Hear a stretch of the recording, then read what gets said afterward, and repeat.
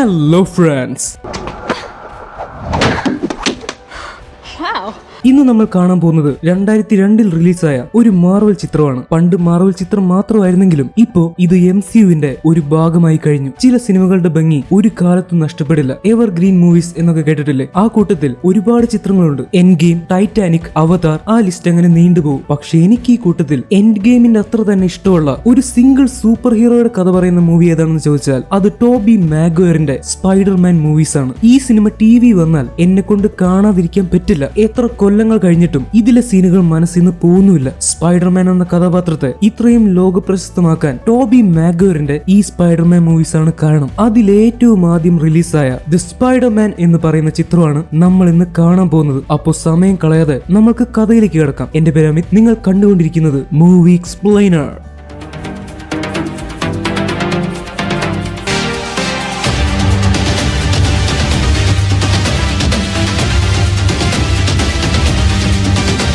ഒരു ചെറുപ്പക്കാരന്റെ ശബ്ദം കേൾപ്പിച്ചുകൊണ്ടാണ് ഈ സിനിമ ആരംഭിക്കുന്നത്. ഞാൻ ആരാണ്? Who am I? അതറിയാൻ നിങ്ങൾക്ക് തീർച്ചയായിട്ടും ആഗ്രഹം ഉണ്ടാവും. പക്ഷെ ഒരു കാര്യം നേരത്തെ പറയാം, എന്റെ കഥ കേൾക്കുമ്പോൾ കുറച്ച് മനക്കെട്ടിയൊക്കെ വേണം. പേടിയുള്ളവർ ഈ കഥ കാണേണ്ട ആവശ്യമില്ല. ഇനി ഒരു പക്ഷെ ആരെങ്കിലും നിങ്ങളോട് എന്റെ ജീവിതം വളരെ നോർമൽ ആണെന്നും ഞാൻ ലോകത്തെ പറ്റി ചിന്തിക്കാതെ അടിച്ചു പൊളിച്ച് നടക്കുന്ന ഒരുത്തനാണെന്നും എന്റെ കഥയിൽ സന്തോഷം മാത്രമേ ഉള്ളൂ എന്നൊക്കെ പറഞ്ഞിട്ടുണ്ടെങ്കിൽ അത് വെറും കള്ളം മാത്രമാണ്. പക്ഷെ ഇതൊന്നും കേട്ട് നിങ്ങൾ പേടിക്കേണ്ട ആവശ്യമില്ല. ഏതൊരു നല്ല കഥയും പോലെ ഈ കഥയും ഒരു പെൺകുട്ടിയെ ചുറ്റിപ്പറ്റിയുള്ളതാണ്. ഇവളാണ് ആ പെണ്ണ്. എന്റെ വീടിന്റെ തൊട്ടടുത്ത് താമസിക്കുന്ന മേരി ജെയിൻ വാട്സൺ. പ്രണയം എന്താണെന്ന് അറിയുന്നതിന് മുൻപേ തന്നെ ഞാൻ സ്നേഹിച്ചു തുടങ്ങിയ പെൺകുട്ടി. എല്ലാവരും മേരി ജെയിൻ എന്ന് പറയുന്ന പേര് ചുരുക്കി MJ എന്നാണ് വിളിക്കാറ്. പറയുന്ന പോലെ എനിക്ക് MJ ഇഷ്ടമാണെന്നുള്ള കാര്യം അവൾക്ക് ഇതുവരെ അറിയില്ല. ഇപ്പൊ MJയുടെ കഴുത്തി കയറ്റിരിക്കുന്ന ആ ജിമ്മനില്ലേ, അത് ഞാനാണെന്ന് നിങ്ങൾ വിചാരിച്ചോ? എന്നാൽ നിങ്ങൾക്ക് തെറ്റി. അത് ഞാനല്ല. ഞാൻ അവനായിരുന്നെങ്കിൽ എത്രയോ നന്നായിരുന്നു. പിന്നെ അവിടെ ഇരുന്ന് ബർഗർ കഴിക്കുന്ന തടീനല്ലേ, അതുമല്ല ഞാൻ. പിന്നെ ഞാൻ എവിടെയാണെന്നായിരിക്കും ചിന്തിക്കുന്നത്. ഇതാണ് ഞാൻ. ആ ബസ്സിലിട്ടടിച്ചുകൊണ്ട് പിന്നാലെ ഓടി വരുന്നില്ലേ, അത് തന്നെ. എന്റെ പേരാണ് പീറ്റർ പാർക്കർ. ഹേയ്, ആരെങ്കിലും വണ്ടി ഒന്ന് നിർത്ത്, അല്ലെങ്കിൽ ഞാൻ കോളേജിലേക്ക് ലേറ്റ് ആവും പ്ലീസ്. ഹേയ്, ബസ് നിർത്താൻ. ഹേയ് ഡ്രൈവർ, ചേട്ടാ ബസ് ഒന്ന് നിർത്തി കൊടുക്ക്. പീറ്റർ ബസ്സിന്റെ പിന്നാലെ ഓടാൻ തുടങ്ങിയിട്ട് കുറെ നേരമായി. അങ്ങനെ MJ പറഞ്ഞപ്പോ ഡ്രൈവർ വണ്ടി നിർത്തുകയാണ്. അങ്ങനെ പീറ്റർ പാർക്കർ ആ ബസ്സിൽ കയറി. താങ്ക്സ്, ഞാൻ കുറച്ച് ലേറ്റ് ആയി പോയി. ഈ പീറ്റർ പാർക്കർ വളരെ പാവം പിടിച്ചൊരു പയ്യനാണ്. ആർക്കും അവന് ഒരു വിലയുമില്ല. കൂടെയുള്ള എല്ലാവരും അവനെ കളിയാക്കാനും ഉപദ്രവിക്കാനും മാത്രമാണ് നോക്കുന്നത്. കാരണം അവർക്കറിയാം അവരെന്ത് ചെയ്താലും പീറ്റർ അവരോട് ഒന്നും പറയാനോ ദേഷ്യപ്പെടാനോ പോവില്ല. പീറ്റർ കയറി വന്നപ്പോ തന്നെ ഓരോരുത്തരായിട്ട് അവനെ കളിയാക്കാൻ തുടങ്ങി. ചിലര് പേപ്പറൊക്കെ ചുരുട്ടി പീറ്ററിന്റെ മുഖത്തേക്ക് എറിയുന്നുണ്ട്. പക്ഷെ പീറ്റർ അതൊന്നും കാര്യമാക്കിയില്ല. കാരണം അവന് ഇതൊക്കെ ശീലമായി. പീറ്റർ പാർക്കറിനെ അടുത്തിരുത്താൻ ഒരാൾക്ക് പോലും ഇഷ്ടമല്ല. ഹേയ്, എന്റെ അടുത്തൊന്നും ഇരിക്കണ്ട, പിന്നിലേക്ക് പൊക്കോ. ഇവിടെ ഇരിക്കാൻ പറ്റില്ല, ഇവിടെ ഞാനും ബർഗറും മാത്രം ഇരിക്കൂ. പീറ്ററിനെ ആളുകൾ കളിയാക്കുന്നത് കണ്ട് MJക്ക് വിഷമമൊക്കെ ഉണ്ട്. അവൾ പീറ്ററിനെ നോക്കുന്നുണ്ട്. പക്ഷെ പീറ്ററിനെ ഭയങ്കരമായിട്ട് സപ്പോർട്ട് ചെയ്യാൻ പോയ മറ്റുള്ള എല്ലാവരും കൂടി മേരിയെ ഒറ്റപ്പെടുത്തി കളയും. ഇപ്പൊ മേരിയുടെ കഴുത്തി കൈയിട്ടിരിക്കുന്നവനാണ് ഫ്ലാഷ്. ആ സ്പീഡിൽ ഓടുന്ന ഫ്ലാഷ് അല്ല, ഇത് വെറും ഫ്ലാഷ്. ഈ കൂട്ടത്തിൽ ഏറ്റവും തല്ലുകൊള്ളിത്തരമുള്ളത് ഈ ഫ്ലാഷിന്റെ കയ്യിലാണ്. MJ തൽക്കാലം ഫ്ലാഷിന്റെ ഗേൾ ഫ്രണ്ട് ആണെന്ന് പറയാം. പക്ഷെ അവളുടെ മുഖം കണ്ടാൽ തന്നെ അറിയാം അവൾക്ക് ഫ്ലാഷിനെ അത്രയ്ക്ക് അങ്ങോട്ട് ഇഷ്ടമല്ലെന്ന്. MJയെ കണ്ടതോടെ പീറ്റർ പാർക്കർ ചിരിക്കാൻ തുടങ്ങി. കാരണം അവന്റെ ചെറുപ്പകാലം തൊട്ടേയുള്ള ക്രഷ് ആണല്ലോ MJ. പെട്ടെന്ന് ആരോ കാല് നീട്ടി പാവം പീറ്ററിനെ തട്ടി നിലത്തിട്ടു. അവൻ നിലത്തടിച്ചു വീണതോടെ പാവത്തിന്റെ കണ്ണാട് ഊരി ദൂരേക്ക് പോയി. ഇങ്ങനെയൊക്കെയാണ് പീറ്ററിന്റെ എല്ലാ ദിവസത്തെയും ജീവിതം. നമ്മുടെ പീറ്റർ പാർക്കർ ജനിച്ചത് ന്യൂയോർക്കിലെ ക്വീൻസ് എന്ന് പറയുന്ന സ്ഥലത്താണ്. നമ്മൾ MCUവിൽ കണ്ട പീറ്റർ പാർക്കർ ജനിച്ചതും അതേ സ്ഥലത്ത് തന്നെയാണ്. അതുപോലെ ഈ പീറ്റർ പാർക്കർ പഠിക്കുന്നത് മിഡ് ടൗൺ ഹൈസ്കൂളിലാണ്. നമ്മൾ MCUവിൽ കണ്ട പീറ്റർ പാർക്കർ പഠിക്കുന്നതും മിഡ് ടൗൺ ഹൈസ്കൂളിൽ തന്നെയാണ്. പക്ഷേ ഇത് രണ്ടും വേറെ വേറെ കഥകളാണ്. അതിനെപ്പറ്റി കൂടുതൽ കാര്യങ്ങൾ ഇനി വരാൻ പോകുന്ന ചില മൂവികളിൽ നമ്മൾക്കറിയാൻ പറ്റും. ഇപ്പോ ഈ കുട്ടികളുടെ സാർ ഇവരെ കൊണ്ട് ഒരു സയൻസ് എക്സിബിഷൻ വന്നിരിക്കുവാണ്. അതെവിടെയാണ് നടക്കുന്നതെന്ന് ചോദിച്ചാൽ കൊളംബിയ യൂണിവേഴ്സിറ്റിയിലാണ്. പേര് കേട്ട യൂണിവേഴ്സിറ്റി. സാർ പറയാൻ തുടങ്ങി, നോക്കു പിള്ളേരെ, ഇവിടെ വായ നോക്കാനല്ല വന്നിരിക്കുന്നത്, ഇത് സയൻസ് എക്സിബിഷനാണ്. അതുകൊണ്ട് എല്ലാവരും അടങ്ങി നിൽക്കണം. നോക്ക്, കൊളംബിയ യൂണിവേഴ്സിറ്റിയിലേക്ക് വരാൻ പറ്റിയത് തന്നെ ഒരു വലിയ കാര്യം. അത് മനസ്സിൽ വെച്ച് വേണം ഓരോരുത്തരും പെരുമാറാൻ. വെറുതെ എനിക്ക് പണിയുണ്ടാക്കരുത്. ഈ സമയത്ത് MJ പീറ്ററിനെ തിരിഞ്ഞു നോക്കുവാണ്. പീറ്ററിന് സന്തോഷമായി. തന്റെ ക്രഷാണ് തന്നെ തിരിഞ്ഞു നോക്കുന്നത്. വൗ, തിരിഞ്ഞു നോക്കുക മാത്രമല്ല അവൾ പീറ്ററിനെ നോക്കി ചിരിച്ചുകൊണ്ട് കൈ കാണിക്കുന്നു. പീറ്ററിന്റെ മുഖത്തൊരു ചിരി അങ്ങോട്ട് വന്നു. പക്ഷെ പാവം തെറ്റിദ്ധരിച്ചതാണ്. MJ കൈ കാണിച്ചത് പീറ്ററിന്റെ പിന്നിക്കോട് വന്നുകൊണ്ടിരുന്ന അവളുടെ ഒരു കൂട്ടുകാരിയാണ്. അതറിഞ്ഞപ്പോ പീറ്റർ ആകെ ചമ്മിപ്പോയി. അങ്ങനെ പീറ്ററും കുട്ടികളുടെ ഒപ്പം അങ്ങോട്ട് പോവുകയാണ്. അപ്പോഴാണ് അവിടേക്ക് ഒരു വലിയ കാർ വന്ന് നിൽക്കുന്നത്. വലിയ കാർ എന്ന് വെച്ചാൽ പണക്കാരുടെ കാർ. ആ കാർ എല്ലാവരുടെയും മുന്നിലേക്ക് വരാൻ വരാതെ അവിടെ കുറച്ച് അകലായിട്ട് നിൽക്കുവാണ്. ആ കാറിൽ വന്നിരിക്കുന്നത് പ്രശസ്ത സയന്റിസ്റ്റ് ആയിട്ടുള്ള മിസ്റ്റർ നോർമൻ ഓസ്ബോണും അദ്ദേഹത്തിന്റെ മകനായിട്ടുള്ള ഹാരി ഓസ്ബോണുമാണ്. ഈ ഹാരി ഓസ്ബോൺ നമ്മുടെ പീറ്റർ പാർക്കറിന്റെ ഏറ്റവും അടുത്ത സുഹൃത്താണ്. എന്താ ഹാരി, എന്താ കാർ ഇവിടെ നിർത്തിച്ച്? അതൊന്നുമില്ല അച്ഛാ, ഇവിടുന്ന് ഞാൻ നടന്നു പൊക്കോളാം. വെറുതെ എന്റെ ഈ കാർ കൊണ്ടുപോയി എന്തിനാ ഷോ ഓഫ് കാണിക്കുന്നത്? എല്ലാവരും പറയും പട്ടിഷോയാണെന്ന്. പട്ടിഷോയോ മോനെ? റോൾ റോയ്സ് വരിക എന്ന് പറയുന്നത് ഒരു ചെറിയ കാര്യമല്ല. നീ നിനക്കുള്ളതിന്റെ വില മനസ്സിലാക്കുന്നില്ല. എന്തെങ്കിലും ആവട്ടെ, നീ പഠിച്ച പ്രൈവറ്റ് സ്കൂളിൽ നിന്നൊക്കെ നിന്നെ പുറത്താക്കി. എന്നിട്ടിപ്പോ നിന്നെ ഗവൺമെന്റ് സ്കൂളിൽ ചേർത്തപ്പോ നിനക്ക് നമ്മുടെ കാറിന് പോലും വിലയില്ലാതെയായോ?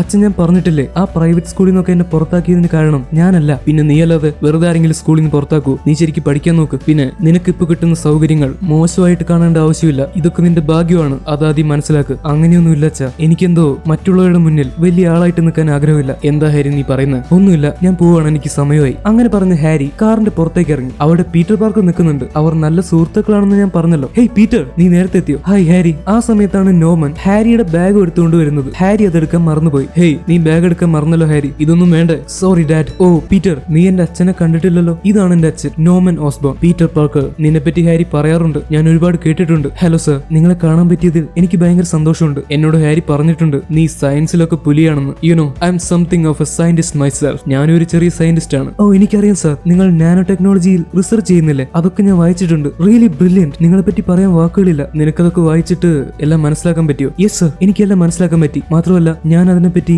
സ്വന്തമായിട്ട് നോട്ട്സ് ഉണ്ടാക്കാനും ശ്രമിച്ചു. കൊള്ളാം, നിനക്ക് നല്ല ഭാവിയുണ്ട്. തീർച്ചയായിട്ടും നിന്റെ അച്ഛനമ്മമാർ നിന്നെ ഓർത്ത് അഭിമാനിക്കുന്നുണ്ടാവും.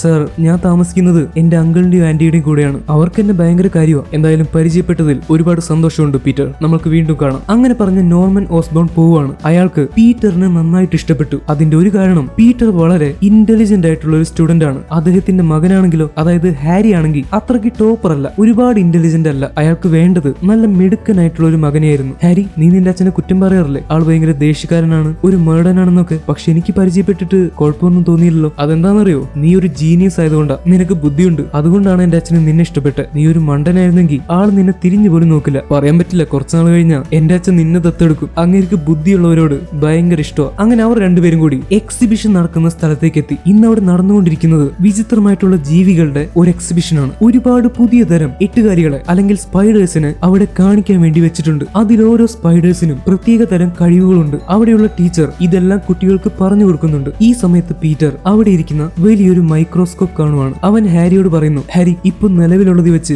ഏറ്റവും മികച്ച ഇലക്ട്രോൺ മൈക്രോസ്കോപ്പ് ആണ് ഈ കാണുന്നത്. ഇതൊക്കെ നിനക്ക് എങ്ങനെ അറിയാം പീറ്റർ? എനിക്ക് സയൻസിലൊന്നും വലിയ താല്പര്യമില്ല. ഈ സമയത്ത് ഫ്ലാഷ് ആണെങ്കിൽ എം ജെയുടെ അടുത്ത് നിന്ന് മാറുന്നില്ല. അവൾക്ക് ഇതുകൊണ്ട് ഭയങ്കര ഇറിറ്റേഷൻ ആണ്. ഈ എം ജെ ഇടയ്ക്കിടയ്ക്ക് പീറ്ററിനെ നോക്കുന്നുണ്ട്, പീറ്റർ അവളെയും നോക്കുന്നുണ്ട്. പക്ഷെ രണ്ടുപേരും ഒരു 5 സെക്കൻഡിൽ കൂടുതൽ അങ്ങോട്ടും ഇങ്ങോട്ടും നോക്കാറില്ല. അവിടെ നിൽക്കുന്ന സയന്റിസ്റ്റ് ഈ സ്പൈഡേഴ്സിനെ പറ്റി പറയാൻ തുടങ്ങി. നിങ്ങളിപ്പോ കാണുന്നത് പല വിഭാഗത്തിൽപ്പെട്ട സ്പൈഡേഴ്സിനെയാണ്. ഇതിലോരോന്നിനും പലതരം കഴിവുകളുണ്ട്. ഇരയെ പിടിക്കാനും മറ്റ് ജീവികളിൽ നിന്ന് രക്ഷപ്പെടാനും അവറ്റകൾ ഈ കഴിവ് ഉപയോഗിക്കും. ഉദാഹരണത്തിന് ഈ കാണുന്ന ചിലന്തിക്ക് ഒരുപാട് ദൂരം ചാടാൻ പറ്റും. ഇങ്ങനെ ചാടാൻ പറ്റുന്നതുകൊണ്ട് ഈസി ആയിട്ട് ഇരയെ പിടിക്കാൻ പറ്റും. മാം, ഞാൻ എന്റെ പ്രൊജക്ടിന് വേണ്ടി ഒരു ഫോട്ടോ എടുത്തോട്ടെ? അതിനെന്താ, ഫോട്ടോ എടുത്തു. പക്ഷെ പീറ്റർ എട്ടുകാലിയുടെ ഫോട്ടോ എടുക്കുന്ന സമയത്ത് ഫ്ലാഷും കൂട്ടുകാരും അവനെ ശല്യപ്പെടുത്തുവാണ്. അവരവനെ തട്ടി ഫോട്ടോ എടുക്കാൻ സമ്മതിക്കുന്നില്ല. ഹേ ഫ്ലാഷ്, പീറ്ററിനെ വെറുതെ വിട്. അവൻ നിങ്ങൾ എന്ത് ചെയ്തിട്ടാ? ഇല്ലെങ്കിൽ നീ എന്ത് ചെയ്യും? നീ നിന്റെ അച്ഛനെ വിളിപ്പിക്കോ? ഇവന്റെ അച്ഛൻ വലിയ പുള്ളിയല്ലേ, അയാൾ എന്നെ മൂക്കി കയറ്റി കളയോ? എന്റെ അച്ഛന് നിന്റെ അച്ഛന്റെ കമ്പനി ജോലിയൊന്നുമില്ല, അതുകൊണ്ട് എനിക്ക് നിന്നെ പേടിയില്ല. ദാ പിള്ളേരെ, നിന്നോടൊക്കെ ഞാൻ പറഞ്ഞില്ലേ മര്യാദയ്ക്ക് അടങ്ങി ഒതുങ്ങി നിൽക്കാൻ. ഇവിടെ കിടന്നധികം വിളച്ചിലെടുത്തോണ്ടല്ലോ എല്ലാത്തിനെയും ഞാൻ തോൽപ്പിച്ച് പണ്ടാരോടക്കി കളയും. മനസ്സിലായോ? നിങ്ങൾ ഈ കാണുന്ന ചിലന്തി ഒരു പ്രത്യേകമായിട്ടുള്ള ആകൃതിയിൽ വല നെയ്തെടുക്കും. പക്ഷെ ഇതിന്റെ പ്രത്യേകത എന്താണെന്ന് വെച്ചാൽ ഇതിന്റെ വലയ്ക്ക്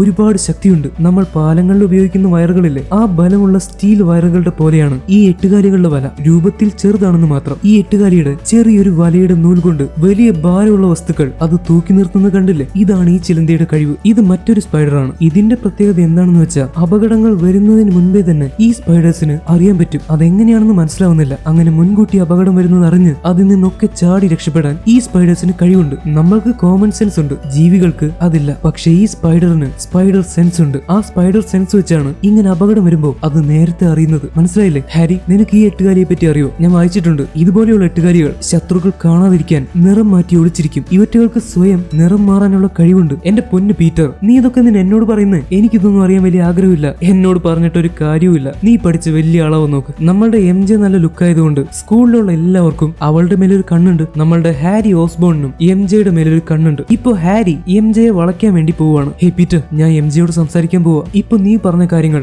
ഞാൻ അവളോട് പറയാൻ പോവാ. ഞാൻ ഭയങ്കര ഇന്റലിജന്റ് ആണ് എം ജെ വിചാരിച്ചോട്ടെ. ഹായ് എം ജെ, നിനക്കറിയോ ഈ കാണുന്ന സ്പൈഡേഴ്സിലെ അവറ്റുകൾക്ക് നിറം മാറാൻ പറ്റും. അവരെ പിടിക്കാൻ ശത്രുക്കൾ വരുമ്പോ കാണാതിരിക്കാൻ വേണ്ടിയിട്ടാണ് അവര് നിറം മാറുന്നത്. പിന്നെ നിനക്കറിയോ അവിടെ വെച്ചിരിക്കുന്ന മൈക്രോസ്കോപ്പ് ഇല്ലേ, അതാണ് ഇപ്പോൾ ഉള്ളത് വെച്ച് ഏറ്റവും കിടിലൻ മൈക്രോസ്കോപ്പ്. വെറും മൈക്രോസ്കോപ്പ് അല്ല, ഇലക്ട്രോൺ മൈക്രോസ്കോപ്പ്. എനിക്കിതൊക്കെ അറിയാം. ഈ സ്പൈഡേഴ്സിനെ കണ്ടിട്ട് എന്തോ പോലെ. അതെ അതെ, വൃത്തികെട്ട ജന്തുക്കൾ, കണ്ടാ തന്നെ പേടിയാവും. എനിക്ക് സ്പൈഡേഴ്സിന് ഇഷ്ടമാണ്. ഓ, ഞാനും അതാണ് പറയാൻ വന്നത്. കണ്ടാ വൃത്തിയില്ലാത്ത ജന്തുക്കളാണെങ്കിലും എനിക്കും സ്പൈഡേഴ്സിന് ഇഷ്ടമാണ്, ഭയങ്കര ഇഷ്ടമാണ്. MJ പോലെ തന്നെ. ഇതൊക്കെ കണ്ട് പാവം പീറ്റർ പാക്കർ അവിടെ ഒരു മണ്ടനെ പോലെ നിൽക്കുന്നുണ്ട്. അവൻ പറഞ്ഞു കൊടുത്ത അറിവുകൾ വെച്ചാണ് ഹാരി MJയെ വളയ്ക്കാൻ നോക്കുന്നത്. സ്റ്റുഡൻസ്, നമുക്കിനി എക്സിബിഷന്റെ അവസാന ഘട്ടത്തിലേക്ക് കടക്കാം. ഈ പറയുന്ന സ്പൈഡേഴ്സിനെയൊക്കെ കൂട്ടിച്ചേർത്ത് DNA-യിൽ മാറ്റം വരുത്തി ജനിതക മാറ്റം സംഭവിച്ച അല്ലെങ്കിൽ ജനറ്റിക്കലി മോഡിഫൈഡ് ആയിട്ടുള്ള 15 സൂപ്പർ സ്പൈഡേഴ്സ് ഇവിടെയുണ്ട്. നിങ്ങൾ ഇപ്പോൾ കണ്ട മറ്റ് സ്പൈഡേഴ്സിന്റെ എല്ലാ കഴിവുകളും ഇതിലോരോ സ്പൈഡേഴ്സിനും ഉണ്ട്. പക്ഷെ MJ നോക്കിയപ്പോ ആ ടീച്ചർ പറഞ്ഞതുപോലെ അവിടെ 15 സൂപ്പർ സ്പൈഡേഴ്സിനെ കാണാനില്ല. ഒരെണ്ണം മിസ്സിംഗ് ആണ്. പക്ഷെ മാം, ഇവിടെ 14 എണ്ണേ ഉള്ളൂ. ഓ, ചിലപ്പോൾ ഒരെണ്ണത്തിന് മറ്റുള്ള സയന്റിസ്റ്റുമാർ കൊണ്ടുപോയിട്ടുണ്ടാവും എന്തെങ്കിലും എക്സ്പെരിമെന്റ് ചെയ്യാൻ വേണ്ടി, അതുകൊണ്ടായിരിക്കും. പക്ഷെ അത് അങ്ങനെയായിരുന്നില്ല. ആ 15 സൂപ്പർ സ്പൈഡേഴ്സിൽ നിന്ന് ഒരെണ്ണം രക്ഷപ്പെട്ടിരുന്നു. അതവിടെ മുകളിൽ ആരും കാണാതെ വല കെട്ടി അതിന്റെ മുകളിൽ കയറിയിരിക്കുവാണ്. മിസ്റ്റർ ഹാരി, മോനെ, നീ ഇവിടെ എട്ടുകാലിയെ നോക്കാനല്ല വന്നേ. പക്ഷെ നീ കുറെ നേരമായിട്ട് 2 കാലുള്ള ആ പെണ്ണിനെ നോക്കിക്കൊണ്ടിരിക്കുക. അത് ശരിയാവില്ല. മാർക്ക് കുറയ്ക്കണോ ഞാൻ? വായി നോക്കി നിൽക്കാതെ വന്ന പണി ചെയ്യാൻ നോക്ക്. അങ്ങനെ MJ അവിടെ ഒറ്റയ്ക്കായി. ഇപ്പോഴും പീറ്റർ പാക്കർ അവിടെ തന്നെ നിൽക്കുന്നുണ്ട്. അവന് MJയോട് സംസാരിക്കണമെന്നുണ്ട്. പക്ഷെ എന്ത് പറയും, എങ്ങനെ പറയും, ഇതൊന്നും അറിയില്ല. ഹേയ് MJ, ഞാനൊരു ഫോട്ടോ എടുത്തോട്ടെ? ഈ സ്പൈഡേഴ്സിനെ കാണാൻ വന്നപ്പോ അവിടെ സ്റ്റുഡൻസ് ഉണ്ടായിരുന്നു എന്ന് പറഞ്ഞ് പ്രൊജക്റ്റ് കാണിക്കാൻ വേണ്ടിട്ടാ. എടുക്കട്ടെ? യെസ് പീറ്റർ, അതിനെന്താ, നീ ഫോട്ടോ എടുത്തോ. പിന്നെ ഞാൻ എവിടെ നിൽക്കണ്ടേ? അത് കുഴപ്പമില്ല. MJ ഇഷ്ടമുള്ള സ്ഥലത്ത് നിന്നു. ഓക്കെ, എങ്ങനെ നിൽക്കണ്ടേ? ഈ പോസ്റ്റ് നിന്നാലോ? ഇതെങ്ങനെയുണ്ട്? അത് കൊള്ളാം, അത് മതി. എന്റെ ഫോട്ടോ മോശമായി പോവോ?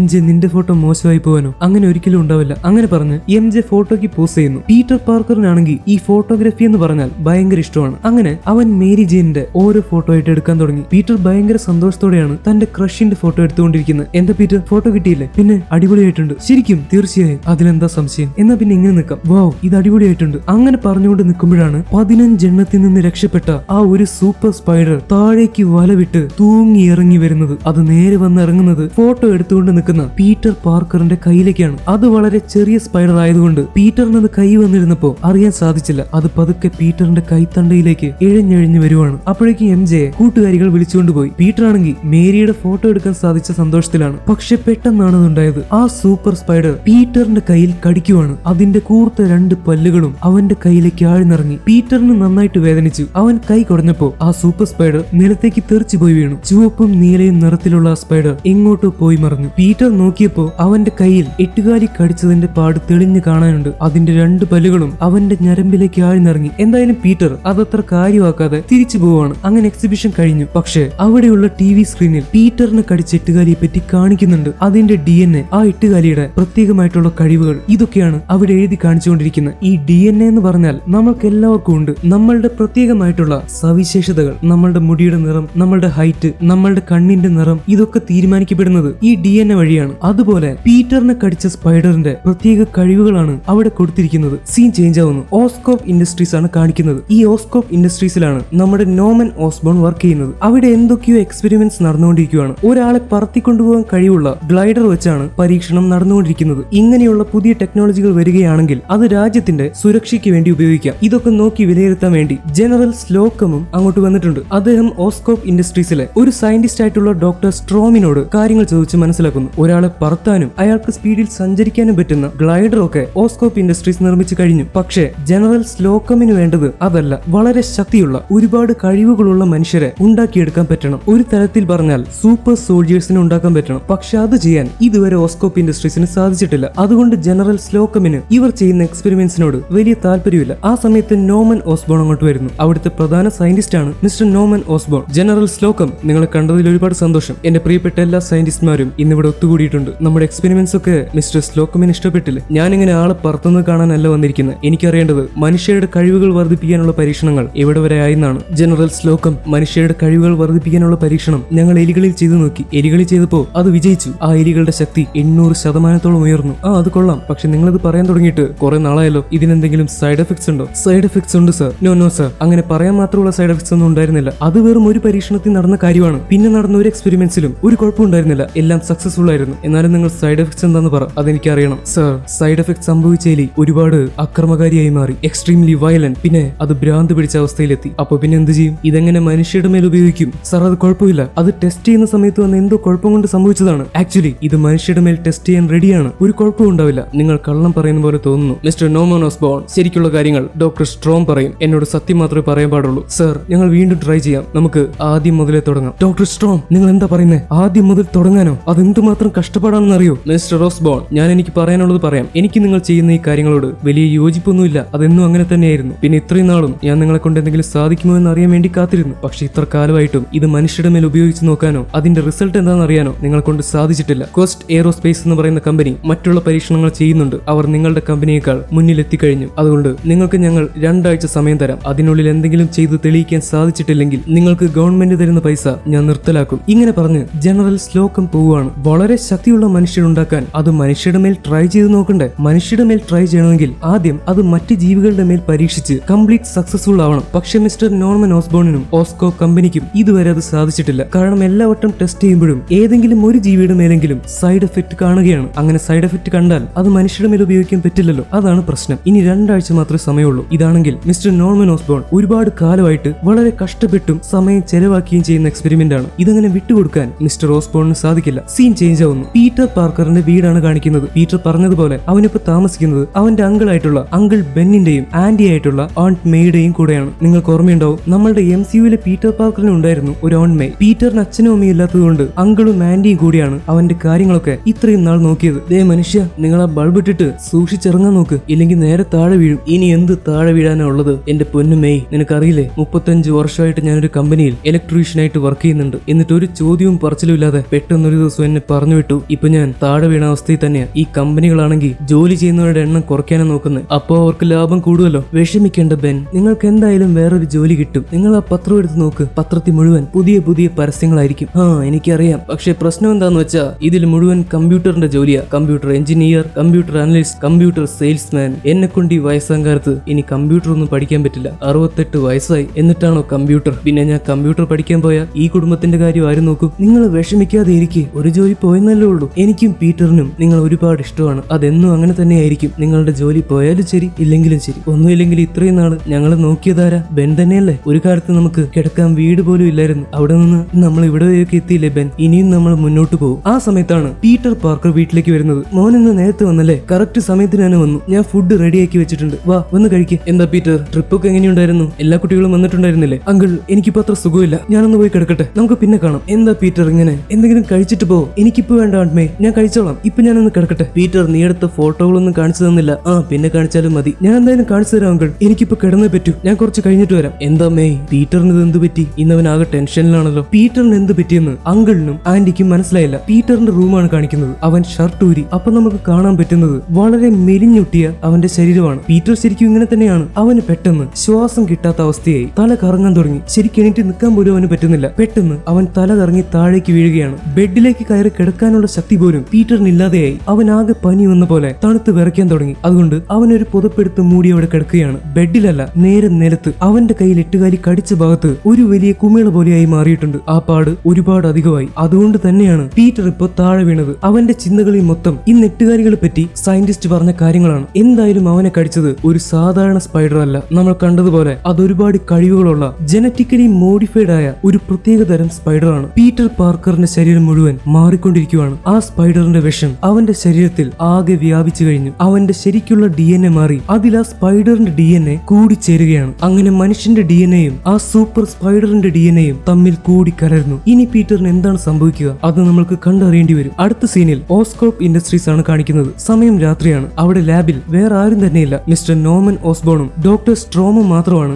ഇപ്പൊ അവിടെ നിൽക്കുന്നത്. മിസ്റ്റർ നോർമൻ ഓസ്ബോൺ എന്തോ തീരുമാനിച്ചുറപ്പിച്ചിരിക്കുകയാണ്. എന്താണെന്ന് വെച്ചാൽ, എന്തായാലും പരീക്ഷണങ്ങളൊക്കെ സക്സസ്ഫുൾ ആവാത്തത് കൊണ്ട് ഒരു മനുഷ്യന്റെ മേൽ ഈ പരീക്ഷണം ചെയ്യാൻ സാധിക്കില്ല. അതുകൊണ്ട് വേറെ ആരും അറിയാതെ തന്റെ മേൽ തന്നെ ഈ പരീക്ഷണം ചെയ്യാനാണ് മിസ്റ്റർ നോർമൻ ഓസ്ബോൺ തീരുമാനിച്ചിരിക്കുന്നത്. പക്ഷെ ഡോക്ടർ സ്ട്രോമിന് ഇതിനോട് അത്ര യോജിപ്പില്ല. അദ്ദേഹം നോർമൻ ഓസ്ബോണിനെ പിന്തിരിപ്പിക്കാൻ ശ്രമിക്കുന്നുണ്ട്. മിസ്റ്റർ നോർമൻ, ഞാൻ നിങ്ങളോട് അവസാനമായി പറയുകയാണ്, നമ്മൾക്കിത് ചെയ്യേണ്ട ആവശ്യമില്ല. ഇത് ഒരുപാട് അപകടമാണ്. എന്താ മിസ്റ്റർ സ്ട്രോം, നിങ്ങൾ ഒരു പേടിത്തൊണ്ടനാണ്. ഇടയ്ക്കൊക്കെ സയന്റിസ്റ്റുകൾക്ക് ഇതുപോലെ റിസ്ക് എടുക്കേണ്ടി വരും. റിസ്ക് എടുത്താലാണ് ജീവിതത്തിൽ എന്തെങ്കിലും നേടാൻ സാധിക്കൂ. എന്നാൽ ഞാൻ ഒരു ഡോക്ടറെ വിളിക്കാം. അതാവുമ്പോ പെട്ടെന്ന് എന്തെങ്കിലും ആവശ്യം വന്നാൽ ഡോക്ടർ ഇവിടെ തന്നെ ഉണ്ടാവുമല്ലോ. അല്ലെങ്കിൽ മിസ്റ്റർ നോർമൻ ഓസ്ബോൺ, നമുക്ക് ഇത് നിർത്തിവെക്കാം. 2 ആഴ്ച സമയമില്ലേ? അതിനുള്ളിൽ നമുക്ക് എന്തെങ്കിലും വഴി കണ്ടെത്താം. ഇങ്ങനെ എടുത്തു ചാടി ഒന്നും ചെയ്യരുത്. ഇല്ല ഡോക്ടർ സ്ട്രോം, 2 ആഴ്ച കൊണ്ട് നമ്മൾക്കിത് മറ്റു മനുഷ്യരുടെ മേൽ പരീക്ഷിക്കാൻ സാധിക്കില്ല. 2 ആഴ്ചക്കുള്ളിൽ നമ്മൾ ഒന്നും ചെയ്തില്ലെങ്കിൽ ഓസ്കോപ്പ് ഇൻഡസ്ട്രീസ് തകർന്നു പോകും. പോകും. അതെന്നെ കൊണ്ട് സഹിക്കാനാവില്ല. എനിക്കിപ്പോ ഇത് സ്വയം ചെയ്തേ പറ്റൂ. ചിലപ്പോഴൊക്കെ നമ്മൾ തന്നെ ചില കാര്യങ്ങൾ മുൻകൈ എടുത്ത് ചെയ്യേണ്ടി വരും. താൻ ആ മരുന്നെടുക്ക്. നോർമൻ ഓസ്ബോൺ പറഞ്ഞ മരുന്ന് ഡോക്ടർ സ്ട്രോം എടുത്തു കൊടുക്കുന്നു. അദ്ദേഹം ആ മരുന്ന് കുടിക്കുകയാണ്. ഇപ്പോൾ അദ്ദേഹം തന്റെ മേൽ ചെയ്യാൻ പോകുന്ന പരീക്ഷണത്തിൽ ഒരു പ്രത്യേകതരം വാതകം അല്ലെങ്കിൽ വിഷവാതകം അദ്ദേഹം കയറി നിൽക്കുന്ന സെല്ലിൽ നിറയ്ക്കും. ആ സമയത്ത് പ്രശ്നമൊന്നും പറ്റാതിരിക്കാനാണ് അദ്ദേഹം ഈ മരുന്ന് കുടിക്കുന്നത്. മിസ്റ്റർ നോർമൻ ഓസ്ബോൺ പറയുന്നു,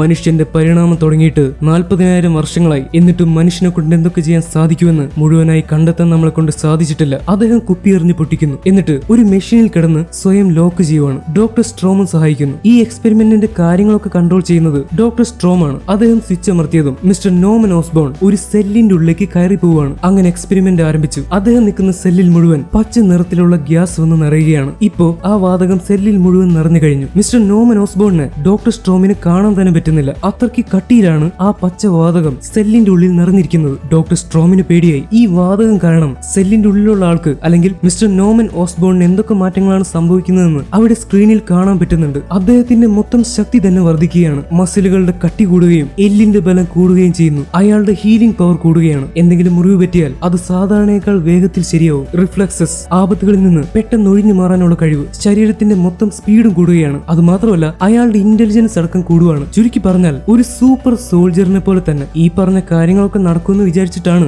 അദ്ദേഹം സ്വന്തം മേൽ എക്സ്പെരിമെന്റ് ചെയ്തുകൊണ്ടിരിക്കുന്നത്. ഇത് വിജയിക്കുകയാണെങ്കിൽ ഓസ്കോപ്പ് ഇൻഡസ്ട്രീസ് ഒരുപാട് മുകളിലേക്ക് എത്തും. പക്ഷെ കാര്യങ്ങൾ വിചാരിച്ച പോലെയല്ല. മിസ്റ്റർ നോർമന്റെ ഹൃദയമിടിപ്പ് ഒരുപാട് കൂടാൻ തുടങ്ങി. ഒരു മനുഷ്യൻ എത്രയാണോ വേണ്ടത് അതിൽ നിന്ന് അദ്ദേഹത്തിന്റെ ഹൃദയമിടിപ്പ് ഒരുപാട് ഉയർന്നു പോയി. ഇത് കണ്ടപ്പോൾ ഡോക്ടർ സ്ട്രോമിന് പേടിയായി. ഇങ്ങനെയാണെങ്കിൽ മിസ്റ്റർ നോർമന്റെ ഹൃദയം പൊട്ടിപ്പോവാൻ ചാൻസ് ഉണ്ട്. ഉള്ളിലെ പുകമാർ കുറച്ച് മാറിയപ്പോ ഡോക്ടർ സ്ട്രോം ആ കാഴ്ച കണ്ടു. അവിടെ മിസ്റ്റർ നോർമൻ ഓസ്ബോൺ ആകെ നിന്ന് വിറയ്ക്കുവാണ്. അയാൾ വേദന കൊണ്ട് പുളഞ്ഞുകൊണ്ടിരിക്കുകയാണ്. മിസ്റ്റർ നോർമൻ ഇപ്പൊ സ്വന്തം ബോധത്തിലല്ല. ഡോക്ടർ സ്ട്രോമിന് ഇത് പ്രശ്നമാണെന്ന് മനസ്സിലായി. അദ്ദേഹം പെട്ടെന്ന് ചെന്ന് ആ എക്സ്പെരിമെന്റ് നിർത്താൻ ശ്രമിക്കുന്നു. ഇപ്പൊ നോർമൻ ഓസ്ബോണിന്റെ കണ്ണൊക്കെ വെള്ള നിറത്തിലാണ്. പെട്ടെന്ന് അദ്ദേഹത്തിന്റെ ബോധം മറയുകയാണ്. എന്തായാലും എക്സ്പെരിമെന്റ് നിർത്തിയത് കൊണ്ട് ആ സെല്ലിന്റെ ഉള്ളിലെ വിഷവാതകമൊക്കെ പുറത്തുപോയി. ഡോക്ടർ സ്ട്രോം ദൈവത്തിനെ വിളിച്ചുകൊണ്ട് ആ സെൽ തുറന്ന് നോർമൻ ഓസ്ബോണിന്റെ അടുത്തേക്ക് പോവാണ്. അദ്ദേഹത്തിനൊന്നും പറ്റിയിട്ടുണ്ടാവല്ലേ എന്നാണ് ഡോക്ടർ സ്ട്രോം പ്രാർത്ഥിക്കുന്നത്. ഡോക്ടർ സ്ട്രോം ചെന്ന് നോക്കിയപ്പോ നോർമന് ഹൃദയമിടിപ്പില്ല. അയാളുടെ ഹൃദയം നിന്നുപോയി. ഡോക്ടർ സ്ട്രോമിന് ആകെ പേടിയായി. മിസ്റ്റർ നോർമൻ ഓസ്ബോൺ മരിച്ചുപോയോ? എന്തായാലും ഡോക്ടർ സ്ട്രോം അയാളെ കൊണ്ട് പറ്റുന്നത് ചെയ്യുവാണ്. മിസ്റ്റർ നോർമൻ ഓസ്ബോണിന്റെ ഹൃദയം വീണ്ടും പ്രവർത്തിപ്പിക്കാൻ വേണ്ടി അദ്ദേഹം നോർമന്റെ നെഞ്ചിൽ അമർത്തിക്കൊണ്ടിരിക്കുകയാണ്. പക്ഷെ ഒന്നും സംഭവിക്കുന്നില്ല. അതായത് നോർമൻ ഓസ്ബോൺ മരിച്ചുപോയോ? ഒരിക്കലുമില്ല. പെട്ടെന്ന്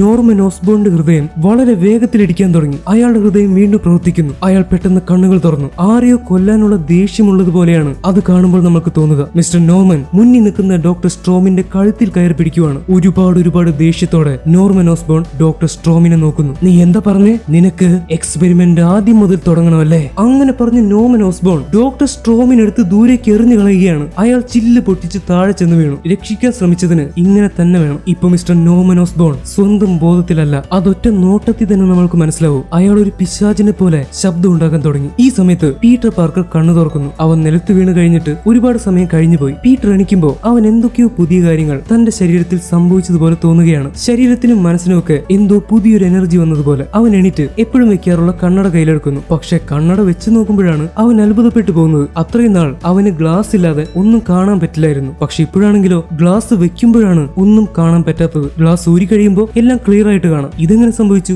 അപ്പോഴാണ് പീറ്റർ മറ്റൊരു കാര്യം ശ്രദ്ധിക്കുന്നത്. അവൻ മുന്നിലുള്ള മിററിലേക്ക് നോക്കുമ്പോൾ സ്വന്തം ശരീരം കണ്ട് പീറ്റർ തന്നെ ഞെട്ടിപ്പോയി. ഇപ്പൊ പണ്ടത്തെ പോലെ മെലിഞ്ഞുണങ്ങിയ ഒരു ശരീരമല്ല അവന്റെ. അതാകെ മാറിപ്പോയി. ഒരുപാട് മസിലുകൾ വന്നു കഴിഞ്ഞു. കുറച്ച് സിക്സ് പാക്കും വന്നു. ഇതൊക്കെ എങ്ങനെയാണ് നടക്കുന്നത്? എനിക്കൊന്നും മനസ്സിലാവുന്നില്ല. ഈ സമയത്ത് പീറ്ററിനെ കുറെ നേരമായിട്ട് കാണാത്തത് കൊണ്ട് ആണ്ട് മെയ് പുറത്തു വന്നിട്ടുണ്ട്. മോനെ പീറ്റർ, നിനക്ക് കുഴപ്പമൊന്നുമില്ലല്ലോ? നീ എന്താ പുറത്തേക്ക് വരാത്തെ? വന്ന് ഭക്ഷണം കഴിക്ക്. പിന്നെ നീ വന്ന സമയത്ത് നിനക്ക് നല്ല ക്ഷീണമുണ്ടെന്നല്ലേ പറഞ്ഞേ? ഇപ്പൊ എന്തെങ്കിലും മാറ്റമുണ്ടോ? മാറ്റമുണ്ട്. Big change. നല്ല മാറ്റമുണ്ട്. പീറ്റർ തന്റെ ശരീരത്തിന് നല്ല മാറ്റമുണ്ടെന്നാണ് ആന്റിയോട് പറയുന്നത്. അങ്ങനെ ആന്റി പോയി. പീറ്റർ ജനലിൽ കൂടെ നോക്കിയപ്പോ അപ്പുറത്തെ വീട്ടിൽ അവന്റെ ക്രഷ് ആയിട്ടുള്ള MJ നിൽക്കുന്നുണ്ട്. പീറ്റർ കുറച്ചു നേരം അവളെ തന്നെ നോക്കി നിന്നു. ഇപ്പൊ പീറ്ററിന് MJയുടെ പിന്നാലെ പോവാൻ പുതിയൊരു കോൺഫിഡൻസ് വന്നിട്ടുണ്ട്. അവൻ ആകെ മൊത്തം പുതിയൊരു എനർജിയാണ് തോന്നുന്നത്. മാത്രമല്ല അവന്റെ ബോഡിയും സെറ്റായി കഴിഞ്ഞു. ഇനി വേണമെങ്കിൽ MJയോട് പോയി ഇഷ്ടമാണെന്നുള്ള കാര്യം പറയാം. അങ്ങനെ പീറ്റർ ആവേശത്തോടെ തുള്ളിച്ചാടി പുറത്തേക്ക് ഇറങ്ങുവാണ്. എന്നും വരാറുള്ളത് പോലെയല്ല പീറ്റർ വന്നുകൊണ്ടിരിക്കുന്നത്. ചാടി മറിഞ്ഞ് തുള്ളിച്ചാടി ചുമരിലൊക്കെ ചവിട്ടി കയറിയാണ് അവൻ വന്നുകൊണ്ടിരിക്കുന്നത്. ഇത് കണ്ട് അങ്കിൾ ബെൻ വരെ ഞെട്ടിപ്പോയി. ഓ പീറ്റർ, നീ എന്നെ പേടിപ്പിച്ച് കളഞ്ഞല്ലോ. ഞാൻ വിചാരിച്ചു നിനക്ക് എന്തെങ്കിലും അസുഖമായിരിക്കുമെന്ന്. യെസ് അങ്കിൾ, എനിക്ക് അസുഖം ഉണ്ടായിരുന്നു. പക്ഷെ ഇപ്പൊ നല്ല കുറവുണ്ട്. എന്നാൽ നമുക്ക് പിന്നെ കാണാം. അല്ല പീറ്റർ, നീ ഭക്ഷണം കഴിക്കുന്നില്ലേ? അല്ലെങ്കിൽ പുറത്തുനിന്ന് കഴിക്കാനുള്ള പൈസയെങ്കിലും കൊണ്ടുപോ. പിന്നെ മോനെ, നീ വന്നിട്ട് വേണം നമ്മൾക്ക് അടുക്കള പെയിന്റ് അടിക്കാൻ. അത് മറക്കണ്ട കേട്ടോ. ഞാൻ മറക്കില്ല. അങ്കിൾ മറക്കാതിരുന്നാ മതി. പിന്നെ ഞാൻ വരാതെ പെയിന്റിംഗ് തുടങ്ങിപ്പോരുത്. നീ വരാതെ തുടങ്ങുന്ന പ്രശ്നമില്ല. അങ്ങനെ പീറ്റർ ഇന്ന് വളരെ സന്തോഷത്തോടെയാണ് വീട്ടിൽ നിന്ന് പോകുന്നത്. എന്താ മേയ്, പീറ്റർ ഇന്ന് നല്ല സന്തോഷത്തിലാണല്ലോ. ചെറുപ്പക്കാരായിരിക്കുമ്പോ എങ്ങനെയാ അവരുടെ കാര്യം ഒന്നും പറയാൻ പറ്റില്ല. നമ്മളുടെ MJ താമസിക്കുന്നത് അവളുടെ അച്ഛന്റെ കൂടെയാണ്. പക്ഷെ അവളുടെ അച്ഛനാണെങ്കിൽ എപ്പോഴും കുടിയും വലിയും വഴക്കുമായിട്ട് കഴിയുന്ന ഒരു മോശപ്പെട്ട ആളാണ്. MJക്ക് താമസിക്കാൻ വേറെ സ്ഥലമില്ലാത്തത് കൊണ്ട് മാത്രമാണ് അയാളുടെ കൂടെ അഡ്ജസ്റ്റ് ചെയ്ത് ആ വീട്ടിൽ തന്നെ താമസിക്കുന്നത്. അവര് തമ്മിൽ എന്നും മുടിഞ്ഞ വഴക്കാണ്. ഇപ്പൊ പഠിക്കുന്ന ഹൈസ്കൂളിലേക്ക് പോകാൻ വേണ്ടിയിട്ടാണ് MJ ഇറങ്ങിയിരിക്കുന്നത്. പീറ്ററും അങ്ങനെ തന്നെ. MJ അച്ഛനുമായിട്ട് വഴക്കിട്ട ദേഷ്യം മുഖത്ത് കാണിച്ചുകൊണ്ട് മുന്നോട്ട് നടക്കുകയാണ്. പീറ്ററും പതുക്കെ പതുക്കെ MJയുടെ പിന്നാലെ നടക്കുന്നു. ഇന്നെങ്കിലും MJയോട് തന്റെ ഉള്ളിലുള്ള കാര്യങ്ങൾ തുറന്നു പറയാനാണ് പീറ്റർ വിചാരിക്കുന്നത്. പക്ഷെ എങ്ങനെ തുടങ്ങണമെന്ന് പീറ്ററിന് ഇപ്പോഴും അറിയില്ല. ഞാനിപ്പോ എന്ത് പറയും? Hi MJ, hey MJ, hello MJ. അത് വേണ്ട MJ, നമ്മൾ തമ്മിൽ കാണാൻ തുടങ്ങിയിട്ട് കുറെ നാളുകളായില്ലേ. നമ്മൾ അയൽക്കാരുമാണ് ഏകദേശം 6 വയസ്സ് തൊട്ട്. നിനക്കറിയാവല്ലോ. ഞാൻ ആലോചിക്കുന്നത് എന്താന്ന് വെച്ചാ നമുക്ക് രണ്ടുപേർക്കും കൂടി ഒരുമിച്ചൊന്ന് പുറത്തു പോയാലോ കുറച്ച് സമയം. എന്നിട്ട് നമുക്ക് അടിച്ചു പൊളിച്ച് തിരിച്ചു വരാം. നമുക്ക് പറയാനുള്ള കാര്യങ്ങളൊക്കെ പരസ്പരം പറയാം. അങ്ങനെയൊക്കെ ചെയ്യുകയാണെങ്കിൽ നല്ല രസമായിരിക്കില്ലേ? ഇങ്ങനെ എന്ത് പറയണമെന്ന് പീറ്റർ മനസ്സിൽ വിചാരിച്ചുകൊണ്ട് നിൽക്കുവാണ്. ആ സമയത്താണ് MJയുടെ കൂട്ടുകാരി പുതിയ കാറും കൊണ്ടുവരുന്നത്. MJക്ക് എന്തോ കാറുകൾ ഭയങ്കര ഇഷ്ടമാണെന്ന് തോന്നുന്നു. അവൾ കാർ കയറിപ്പോയി. അങ്ങനെ പീറ്ററിന്റെ അന്നത്തെ പ്ലാൻ ഏകദേശം തീരുമാനമായി. ആ സമയത്താണ് എന്നത്തെയും പോലെ അവനെ കാത്തു നിൽക്കാതെ സ്കൂൾ ബസ് സ്പീഡിൽ ഓടിച്ചു പോകുന്നത്. പീറ്റർ നേരെ ആ ബസിന്റെ പിന്നാലെ ഓടുകയാണ്. ഈ സിനിമയുടെ തുടക്കത്തിലും നമ്മൾ ഇത് കണ്ടതാണ്. ഇത് തന്നെയാണ് എന്നത്തെ അവസ്ഥ. പക്ഷെ ഈ വട്ടം പീറ്ററിന്റെ ഓട്ടത്തിന് നല്ല സ്പീഡുണ്ട്. പീറ്റർ ബസ്സിലടിച്ച് അത് നിർത്താൻ കുറെ പറയുന്നുണ്ട്. പക്ഷെ ആരും കേൾക്കുന്നില്ല. അവിടെ ഉള്ളിലിരിക്കുന്നവരൊക്കെ അവനെ കളിയാക്കിക്കൊണ്ടേയിരിക്കുവാണ്. നീ ബസ്സിൽ കയറണ്ട, നീ പോയി ടാക്സി പിടിച്ചു പോവാ. ഇങ്ങനെയാണ് ഉള്ളിലിരിക്കുന്നവർ പറയുന്നത്. ഇപ്പൊ MJയും ബസ്സിലില്ല. MJ ബസ്സിൽ ഉണ്ടായിരുന്നെങ്കിൽ അവൾ എന്തെങ്കിലും പറഞ്ഞ് ബസ് നിർത്തിച്ചേനെ. അങ്ങനെ പാവം പീറ്ററിന്റെ ബസ് പോയി. പക്ഷെ ഒരു കാര്യം ഉണ്ടായി. അവൻ ബസ്സിൽ അടിക്കുന്ന സമയത്ത് ബസ്സിൽ ഒട്ടിച്ചിരിക്കുന്ന പോസ്റ്റർ അവന്റെ കയ്യിൽ ഒട്ടിപ്പിടിക്കുകയാണ്. അങ്ങനെ അത് കീറിപ്പറിഞ്ഞ് പീറ്ററിന്റെ കയ്യിൽ വന്നിരിക്കുകയാണ്. അതെങ്ങനെ സംഭവിച്ചെന്ന് പീറ്ററിന് മനസ്സിലായില്ല. സ്വന്തം കയ്യിൽ ഒട്ടിപ്പിടിച്ചിരിക്കുന്ന ആ പോസ്റ്റർ വലിച്ചു കളയാൻ പീറ്റർ കുറച്ച് പാടുപെട്ടു. പീറ്റർ നോക്കിയപ്പോ അതിൽ പ്രത്യേകിച്ച് പശയൊന്നും കാണാനില്ല. പിന്നെ എങ്ങനെയാണ് ഈ പോസ്റ്റർ തന്റെ കയ്യിൽ പറ്റിപ്പിടിച്ചത്? പീറ്ററിന് സംശയമായി. സീൻ ചേഞ്ച് ആവുന്നു. മിസ്റ്റർ നോർമൻ ഓസ്ബോണിന്റെ വീടാണ് കാണിക്കുന്നത്. ഹാരി വീട്ടിലേക്ക് വന്നപ്പോ അച്ഛനായിട്ടുള്ള നോർമൻ താഴെ വീണ് കിടക്കുന്നതാണ് കാണുന്നത്. അവൻ പെട്ടെന്ന് വന്ന് അച്ഛൻ എഴുന്നേൽപ്പിക്കുന്നു. അദ്ദേഹം ബോധമില്ലാതെ കിടക്കുമായിരുന്നു. അച്ഛൻ എന്ത് പറ്റി? എന്താ താഴെ കിടക്കുന്നത്? എനിക്കറിയില്ല ഹാരി, എനിക്കൊന്നും ഓർമ്മയില്ല. അച്ഛനപ്പോ കമ്പനിയിലായിരുന്നു. രാത്രി പാർട്ടി വല്ലതും ഉണ്ടായിരുന്നു. ചിലപ്പോ അതുകൊണ്ടായിരിക്കും. എനിക്ക് ഓർമ്മയില്ല ഹാരി. കഴിഞ്ഞ രാത്രി എനിക്കറിയില്ല, എനിക്കൊന്നും ഓർമ്മ വരുന്നില്ല. അച്ഛൻ എന്തൊക്കെയാ പറയുന്നത്? അപ്പോഴേക്കും ഓസ്കോപ്പ് ഇൻഡസ്ട്രീസിൽ നിന്ന് 2 പേരങ്ങോട്ട് പാഞ്ഞു വരുന്നു. അവരൊരു വിവരം അറിയിക്കാനാണ് പെട്ടെന്ന് ഓടി വന്നിരിക്കുന്നത്. മിസ്റ്റർ നോമൻ, നിങ്ങൾ അറിഞ്ഞോ? എന്തറിഞ്ഞോന്ന് എനിക്ക് മനസ്സിലായില്ല. നമ്മുടെ കമ്പനി ജോലി ചെയ്യുന്ന ഡോക്ടർ സ്ട്രോം ഇന്ന് ആളുകൾ വന്ന് നോക്കിയപ്പോ കമ്പനി മരിച്ചു കിടക്കുന്നു. അതെങ്ങനെയാണെന്ന് അറിയില്ല. നിങ്ങൾ എന്താ പറയുന്നത്? ഡോക്ടർ സ്ട്രോം മരിച്ചെന്നോ? അതെങ്ങനെ സംഭവിച്ചു? അത് മാത്രമല്ല സാർ, മറ്റൊരു കാര്യം കൂടി ഉണ്ടായി. എന്താ കാര്യമെന്ന് തെളിച്ചു പറ. നമ്മുടെ എക്സ്പെരിമെന്റ് അതാരോ മോഷ്ടിച്ചുകൊണ്ടുപോയി. ആ പറക്കുന്ന ഗ്ലൈഡറും അവിടെ കാണാനില്ല. ചിലപ്പോൾ ഡോക്ടർ സ്ട്രോമിനെ കൊന്നവർ തന്നെയായിരിക്കും അത് എടുത്തുകൊണ്ട് പോയിരിക്കുന്നത്. ഇതൊക്കെ കേട്ട് മിസ്റ്റർ നോമൻ ഓസ്ബോൺ ഞെട്ടൽ മാറാതെ നിൽക്കുവാണ്. ഇന്നലെ രാത്രി നടന്ന കാര്യങ്ങളൊന്നും അദ്ദേഹത്തിന് ഇപ്പോൾ ഓർമ്മയില്ല. ഡോക്ടർ സ്ട്രോമിനെ കഴുത്തിന് പിടിച്ച് പുറത്തേക്ക് എറിഞ്ഞത് ഈ നിൽക്കുന്ന നോമൻ ഓസ്ബോൺ തന്നെയാണ്. പക്ഷെ എന്തോ ഒരു കാരണം കൊണ്ട് അയാൾ അത് ഓർക്കുന്നില്ല. അപ്പൊ തീർച്ചയായിട്ടും പറക്കുന്ന ഗ്ലൈഡർ മോഷ്ടിച്ചതും മിസ്റ്റർ നോമൻ ഓസ്ബോൺ തന്നെയായിരിക്കും. എന്താണ് കാര്യമെന്ന് വെച്ചാൽ ഇന്നലെ പരീക്ഷണം ചെയ്തതോടെ മിസ്റ്റർ നോമൻ ഓസ്ബോൺ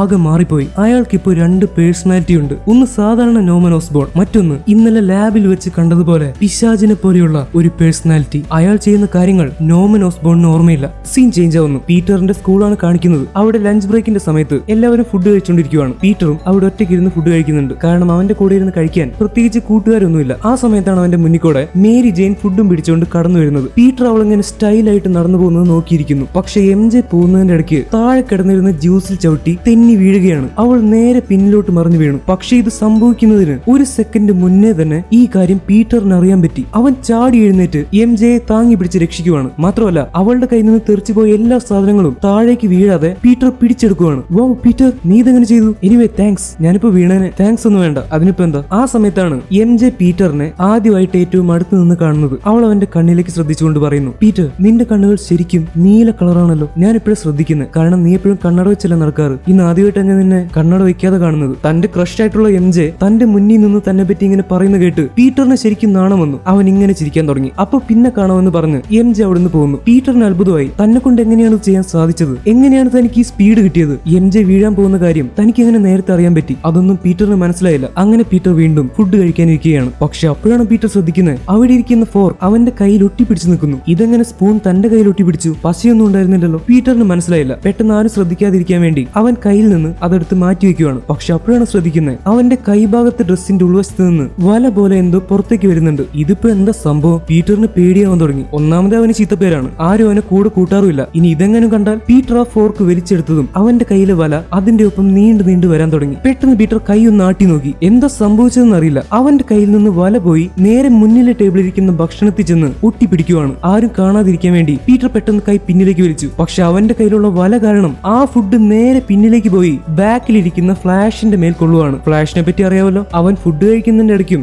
MJയെ വളയ്ക്കാൻ ശ്രമിച്ചുകൊണ്ടിരിക്കുകയായിരുന്നു. ആ സമയത്താണ് അവന്റെ തലയിലേക്ക് ഇങ്ങനെ ഫുഡ് വന്ന് വീഴുന്നത്. ഇന്നാരെ പഞ്ഞിക്കിടാമെന്ന് വിചാരിച്ച് നടക്കുന്ന ആളാണ് ഈ പറയുന്ന ഫ്ലാഷ്. ഇനി പീറ്ററിന്റെ ഗതി എന്താവും എന്നറിയില്ല. പീറ്റർ തിരിഞ്ഞു നോക്കി. അവന് മനസ്സിലായി തനിക്കുള്ള അടി പാഴ്സലായിട്ട് പോരുമെന്ന്. പീറ്റർ രക്ഷപ്പെടാൻ വേണ്ടി പെട്ടെന്ന് എണീറ്റ് സ്കൂട്ടാവുന്നു. പക്ഷെ ഫ്ലാഷ് വിടുവോ? അവൻ നേരെ പീറ്ററിന്റെ പിന്നാലെ പോവാണ്. എല്ലാ കുട്ടികളും നോക്കിയപ്പോ പീറ്ററിന്റെ കയ്യിൽ നിന്ന് ഒരു വല പോകുന്നുണ്ട്. ആ വലയിൽ പറ്റിപ്പിടിച്ച് ഒരു പ്ലേറ്റും പീറ്ററിന്റെ കൂടെ തന്നെ പോകുന്നുണ്ട്. ഇവൻ എന്തിനാ പ്ലേറ്റ് ഇങ്ങനെ നൂലി കെട്ടി കൊണ്ടുപോകുന്നത്? ഇങ്ങനെയാണ് മറ്റുള്ളവർ ചിന്തിക്കുന്നത്. ഇത്രയും നാള് പീറ്ററിന് എന്തോ മെന്റൽ പ്രോബ്ലം ഉണ്ടെന്നാണ് കുറെ പിള്ളേർ വിചാരിച്ചിരുന്നത്. ഇപ്പൊ അവർക്ക് ഉറപ്പായി ഇത് ഫ്ലാഷിനെ സഹിക്കാൻ പറ്റിയില്ല. ഏതെങ്കിലും നല്ല തടിമിടുക്കുള്ള ഒരുത്തനാണ് തന്റെ നേരെ ഫൈറ്റ് ചെയ്യാൻ വന്നതെങ്കിൽ ഒരുപാട് സന്തോഷമായനെ. പക്ഷെ ഇത് പീറ്റർ പാർക്കർ, ആ നരിന്ത് പയ്യൻ, അവനാണോ എന്റെ മേലേക്ക് ഇത് വലിച്ചെറിഞ്ഞത്? അങ്ങനെ പറഞ്ഞ് ഫ്ലാഷ് ഭയങ്കര ദേഷ്യത്തോടെ പീറ്ററിന്റെ പിന്നാലെ പോവാണ്. പീറ്റർ അവന്റെ കൈയൊക്കെ ശ്രദ്ധിച്ച് ഈ വല ഇപ്പൊ എവിടുന്ന വന്നതെന്ന് വിചാരിച്ച് സ്പീഡ് പോയിക്കൊണ്ടിരിക്കുകയാണ്. ഫ്ലാഷ് അവന്റെ പിന്നാലെ ഓടി വരുന്നുണ്ട്. അവൻ അവന്റെ ലോക്കർ റൂം തുറക്കാൻ ശ്രമിക്കുന്നു. ഒരു നിമിഷം അവന് ചുറ്റുമുള്ള കാര്യങ്ങളൊക്കെ സ്ലോ മോഷൻ ആയിട്ട് കാണുന്നത് പോലെ തോന്നി. എന്തോ അപകടം വരുന്നത് പോലെ പീറ്ററിന് സെൻസ് ചെയ്യാൻ പറ്റുന്നുണ്ട്. അവന്റെ നേരെ ഏതോ ഒരു കുട്ടി വിട്ട